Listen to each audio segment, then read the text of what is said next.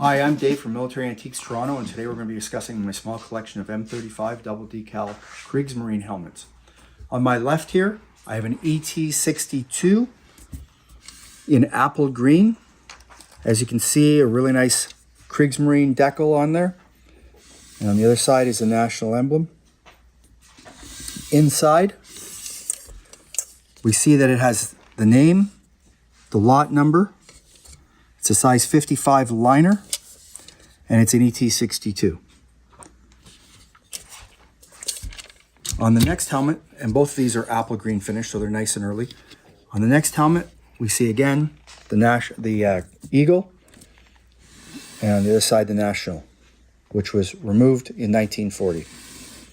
On the inside of this one's special in the sense that it has the dome stamp still in it. A lot of times that wear it off, didn't get in, whatever you want to phrase it.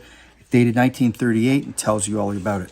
It's an ET64, and the lot number is always on the back skirt. And the chin strap, in this case, is dated 39 and maker mark. A lot of times that wears off because of use and abuse, but this one's still present, thankfully.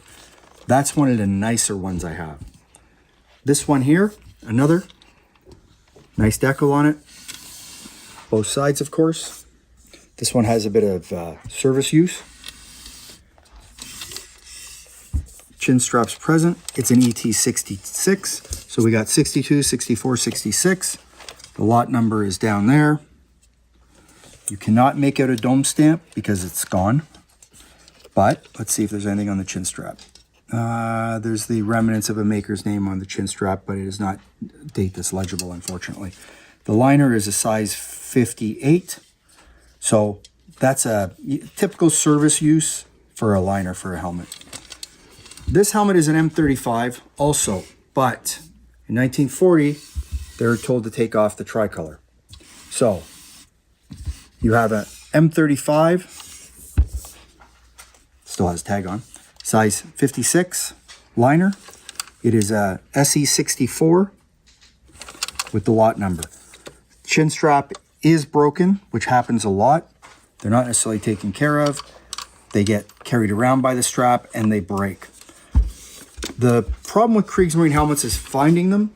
A lot of times the Army decals get confused with the Kriegsmarine decal because it's the same decal except for the color. The Kriegsmarine decal is gold toned, whereas the Army decal is silver. But with age and people messing with them, they try and make them gold or pass them off as such. If you don't know what you're looking at, you think you're buying a Kriegsmarine helmet when you're actually buying an Army helmet. There's a great book out by Brian Ice on the subject. I have it, of course. Not everyone believes in using books. I do. I try and use books as much as possible because the information's right there. Why not use it if it's there? Some people only believe in saying, oh no, if you don't know your decals, you shouldn't buy a helmet. You're entitled to your opinion, whatever. So anyways, for more items like this, check out the website, militarantiquestoronto.com. Thanks a lot.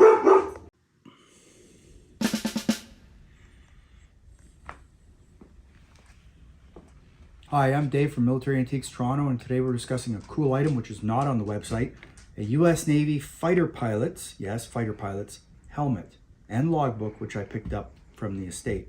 So what's unusual about this is that it's named, so that's cool. So you got his name here. You also have his name and picture him in front of a P-51. But wait, the U.S. Navy didn't fly P-51s. Well, actually they did. So I have his logbook as proof. So this gentleman served on the USS Philadelphia, flying SOCs, which is a Seagull, and got a DFC in Africa for flying off there as a spotter. He then ended up on land flying P-51s and P-40s. Didn't happen. We'll get back to that. Yes, that did. So the nice part about this helmet, besides the fact that it's named, is that inside is his personal name right there, which is also the name in the logbook. So it's a front seam, fixed bail, as I try and take it apart. This is not named, but it is what it is. Usual condition.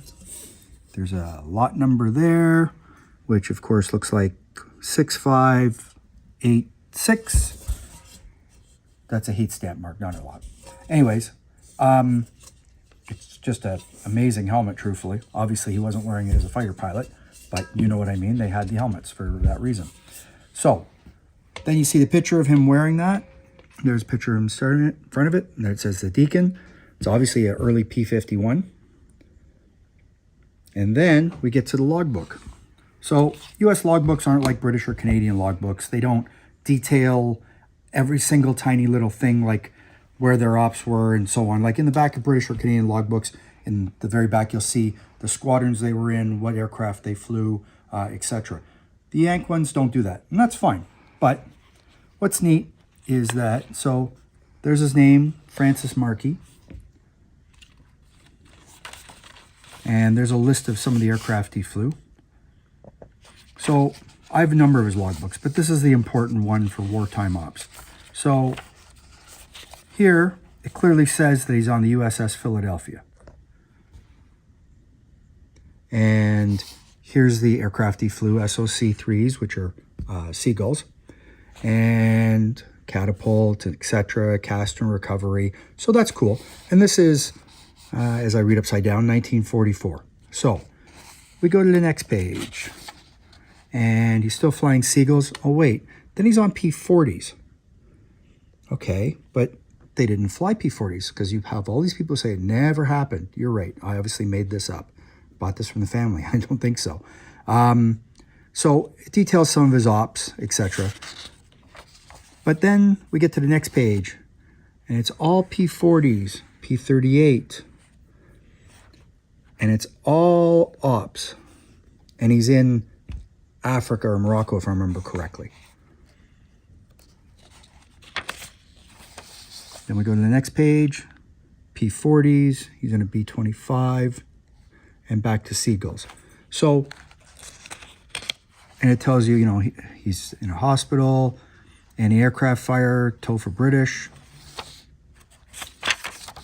And then we're in April 44 still, and he's back to Seagulls. But, oh, and then we're back to P-51s down at the bottom here. First trip and hop in a P-51, a hot ship.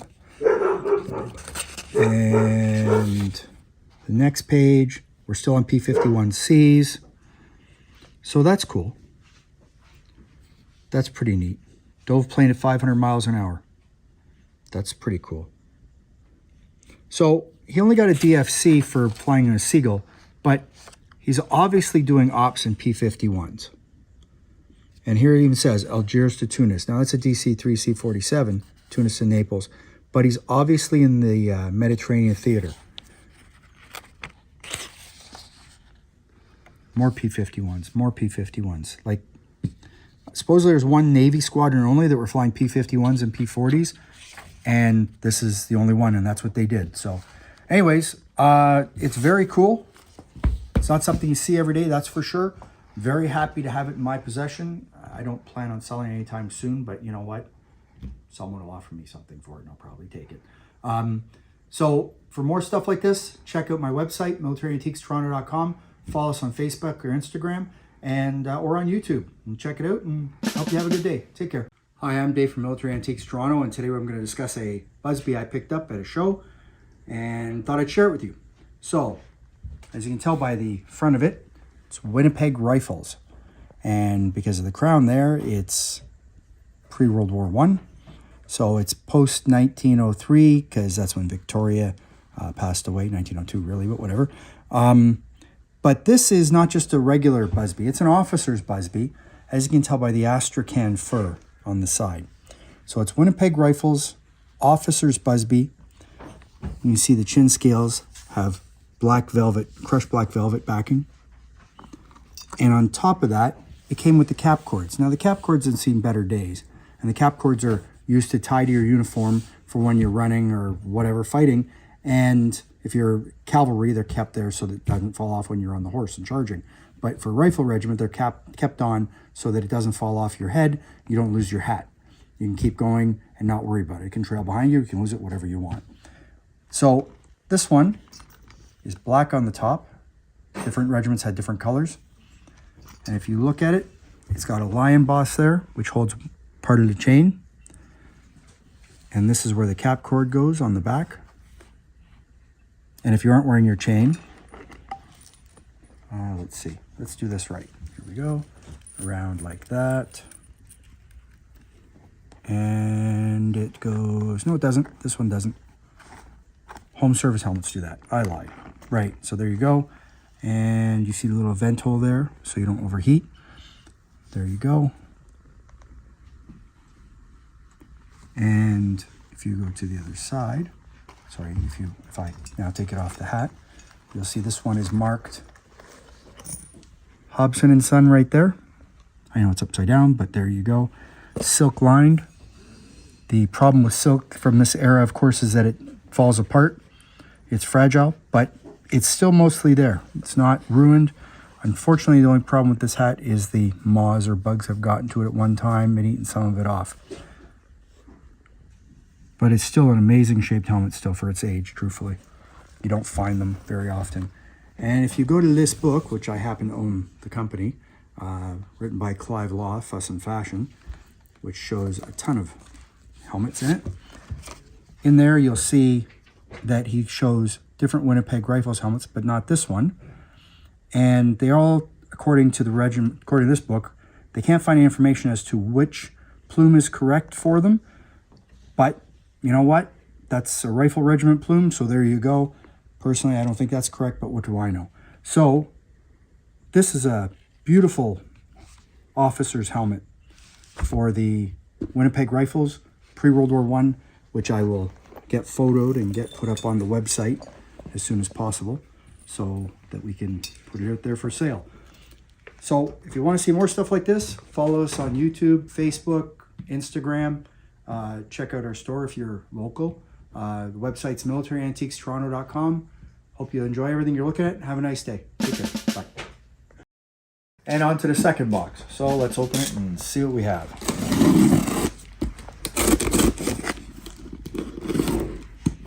think I need to get a knife.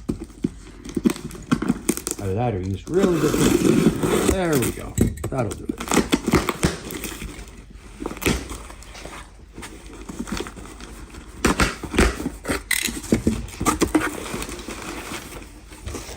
Another letter. M42, M42, M42. Okay, well, let's hope they're right. Worst case scenario, I got some packing material I can recycle.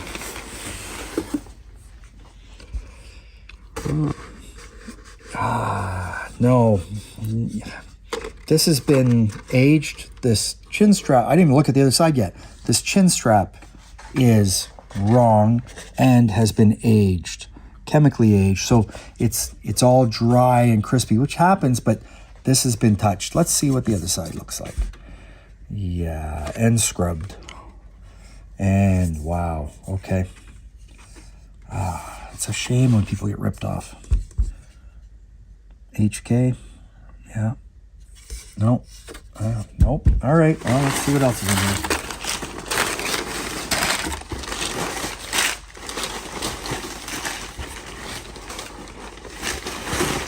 There's a bit more care taken in packing this one, so maybe he's hoping that these are real.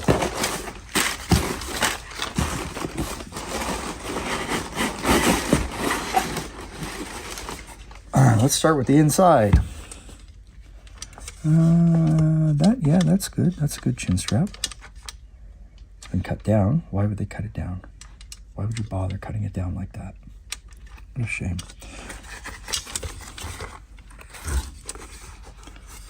Yeah, okay, we've got some potential in here.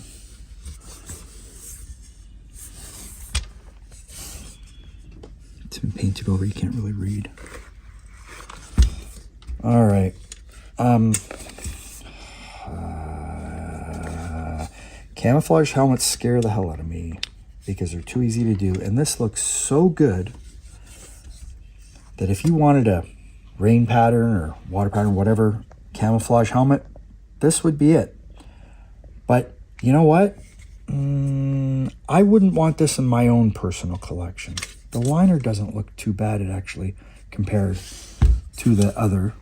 But, and the chin strap's good, but I wouldn't I wouldn't buy this helmet for myself.